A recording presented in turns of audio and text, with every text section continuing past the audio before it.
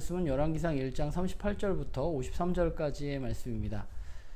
밧세바와 나단에 의해서 진행된 솔로몬이 왕위에 올라가는 일은 이제 다윗에 의해서 결정되어지고 실행되어지게 됩니다. 제사장 사독과 선지자 나단은 다윗의 명령에 따라서 솔로몬을 이스라엘의 새로운 왕으로 기름 붓습니다. 그리고 솔로몬이 다윗을 이은 새로운 왕이 되었다는 소식이 모든 백성에게 전해지고 그들이 기뻐하는 모습이 기록되어져 있습니다. 그런데 모든 백성이 기뻐하지만 이 일에 굉장히 당황하는 사람들이 있는데 바로 그것은 아도니아와 아도니아의 잔치에 초대되었던 사람들입니다. 오늘 본문을 보면 그 소식을 듣자마자 아도니아와 함께하는 그 무리들이 황급히 각자의 길로 떠났다고 말하고 있습니다. 새로운 권력 앞에서 자신의 몸을 살릴 수밖에 없는 사람들, 그들의 모습을 표현하고 있는 것이죠. 왕이 되려고 했던 아도니아도 마찬가지입니다. 아도니아의 마음에 가장 먼저 든 생각은 두려움이었던 것 같아요. 그래서 그는 제단의 뿔을 잡고 자신의 안위를 걱정하는 모습을 보이게 됩니다. 사실 생각해보면 아도니아라는 인물은 가장 왕이 될 만한 위치에 있었던 사람입니다. 그러면 도대체 문제가 어디서 발생한 것일까? 그런 것 같아요. 이 세상에 당연한 것은 아무것도 없는 것 같아요. 당연히 아도니아가 왕이 되어야 하는 것은 아닙니다. 그는 물론 가장 유력한 왕의 후보이긴 했지만 그러나 이스라엘의 왕은 유력한 후보라고 해서 왕이 될 수 있는 것이 아닙니다. 아도니아라는 인물은 자신에게 주어졌던 지위 그리고 자신을 지지하는 사람들 그것들 가운데 자신이 스스로 왕이 될 수 있다고 생각했던 것 같습니다. 그러나 지금 그의 모습은 제단뿔을 잡고 죽음을 두려워하는 조금은 우스운 꼴이 된 것을 보게 됩니다. 다윗은 하나님 앞에서 솔로몬을 왕으로 세우겠다고 밧세바에게 약속한 적이 있습니다. 솔로몬이 태어날 때 이야기를 보면 하나님이 솔로몬을 사랑했다는 이야기가 기록되어져 있습니다. 그리고 오늘 36절에도 보면 여호아다의 아들 브나야가 다윗에게 하나님의 말씀을 전하고 있죠.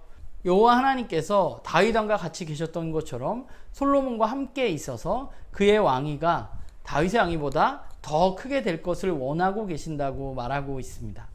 사실 오늘 본문이 정확히 솔로몬이 왕이 되는 것이 하나님의 뜻이라고 단정지어서 이야기하는 부분이 나타나 있진 않지만 그럼에도 불구하고 전체적인 맥락 가운데 하나님은 솔로몬을 선택하셨다는 것을 우리는 보게 되는 것이죠. 다윗도 하나님과 했던 약속을 지켰고 백성도 기뻐하고 찬양하는 모습을 우리는 볼 수 있습니다. 사실 오늘 같은 본문은 묵상하기 굉장히 어려운 것 같아요. 하나님의 정확한 뜻이 나타나 있지도 않고 오늘 1장에 나타나 있는 내용이 왕위의 찬탈을 위해서 여러 가지 계략들이 나타나 있고 그런 본문들 가운데 무엇을 오늘 나에게 이야기하시는 것일까 우리가 묵상하는 것이 그렇게 쉽진 않은 것 같습니다. 그러나 분명한 것은 1장 가운데 나타나 있는 것은 아도니아의 모습인 것 같습니다. 그가 가장 왕위에 오를 만한 인물이라고 평가할 수 있는 것은 일반적인 세상의 잣대와 또한 사람들의 그를 지지해 주었기 때문입니다.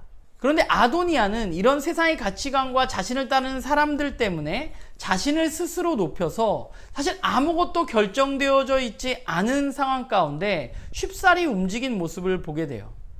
아버지 다윗과 어떠한 이야기도 나누지 않았음에도 불구하고 마치 내가 이미 왕이 된 것처럼 행동하는 모습, 그 모습이 오늘 본문 가운데 드러나 있는 것이죠.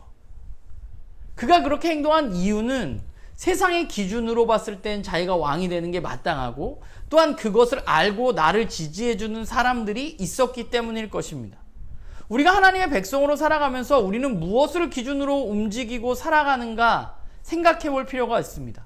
세상의 기준과 잣대 그리고 그들의 평가가 우리의 행동의 기준인지 아니면 사람들이 나를 따르고 나를 지지해주는 것이 나의 행동의 기준인지 우리는 많은 경우에 세상의 기준에 부합하고 많은 이들이 나를 지지해주면 모든 것이 된 것처럼 생각하고 그렇게 행동하는 경우들이 있습니다.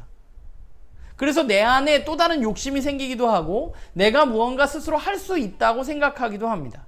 그러나 우리는 세상의 기준과 사람들의 지지에 속아서는 안 됩니다.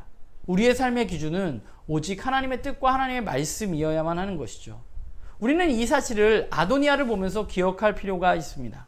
하나님의 말씀이 기준이 되지 않을 때 왕이 될 것처럼 여겼던 그는 제단뿔을 잡고 목숨을 구하는 그런 존재가 되었다는 사실을 바라보면서 우리는 세상이 그렇게 내가 원하는 대로 쉽게 호락호락 어떻게 움직이는 것이 아니라는 사실을 인정하고 우리의 삶 가운데, 우리의 행동 기준 가운데 다른 어떤 것이 아니라 하나님의 말씀을 기준으로 살아가는 그런 우리 모두가 되기를 간절히 소망합니다.